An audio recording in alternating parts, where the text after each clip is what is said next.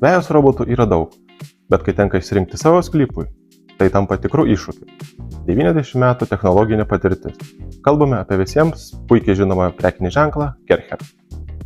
Pristatome du naujus Kercher modelius – RCX4 ir RCX6. Jie abudu pasižymi adaptyvia važiuoklė, prisitaikanti prie jūsų žolės reljefo. Abudu turi dvigubas 3D kameras, abudu veikia palydovo pagalba. Taipogi šie abudu modeliukai pasižymi visų varančiųjų ratų funkcijų. Dabar galime pakalbėti apie skirtumus. RX4 modeliukas gali pjauti plotą iki 15 arų. Pjovimo plotį turi 22 cm.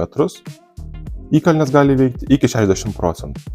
Jeigu jūsų plotas yra iki 30 arų, tuomet jūsų pasirinkimas turėtų būti RX6 modeliukas. RX6 modeliukas pasižymi tuom, kad jis gali pjauti žolę net nuo 10 cm. Jo pjovimo plotis 35 cm, visi varančių ratų pavara leidžia konkuruoti su daug brangesniais, tokius pat parametrus turinčiais robotukais. Šie abu nauji Kercher vejos robotų modeliai turi dirbtinį intelektą.